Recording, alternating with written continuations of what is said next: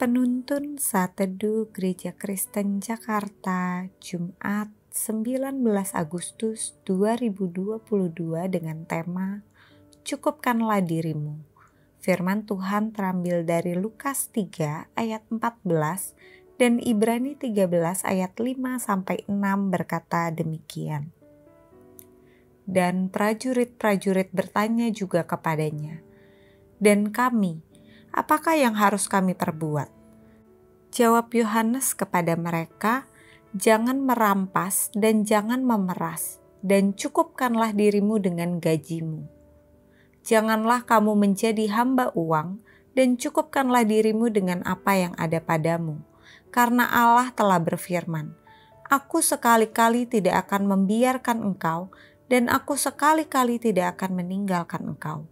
Sebab itu, dengan yakin kita dapat berkata, Tuhan adalah penolongku, aku tidak akan takut. Apakah yang dapat dilakukan manusia terhadap aku?"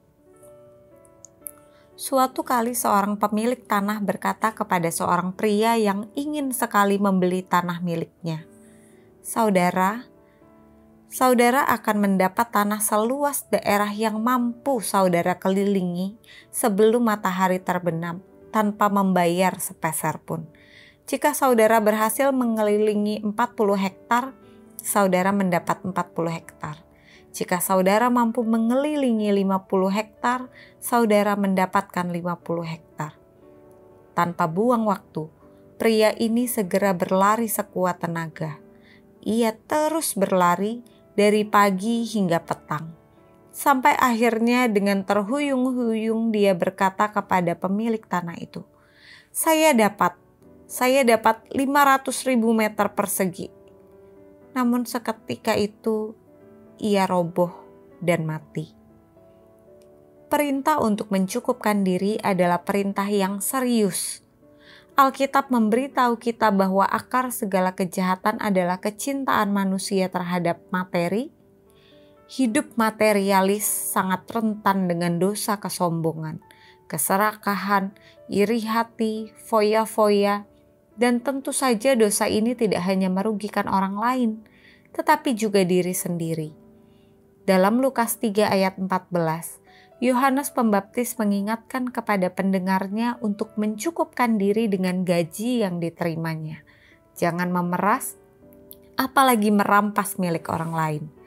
Demikian pula Rasul Paulus memperingatkan supaya kita jangan menjadi hamba uang, tetapi cukupkanlah dirimu dengan apa yang ada padamu. Sebab Tuhan berjanji, dalam segala keadaan Ia akan senantiasa memberkati umat-Nya dengan berkat yang cukup, sebab Ia beserta mereka. Tidak ada kesulitan apapun yang tidak dapat Tuhan selesaikan bagi kita. Itulah mengapa jika kita memiliki segala sesuatu kecuali Tuhan, sesungguhnya kita tidak memiliki apa-apa. Namun jika kita dapat menikmati kehadiran Tuhan, sekalipun hanya memiliki sedikit harta benda, kita cukup. Tuhan sanggup menyediakan lebih baik daripada apa yang bisa kita berikan.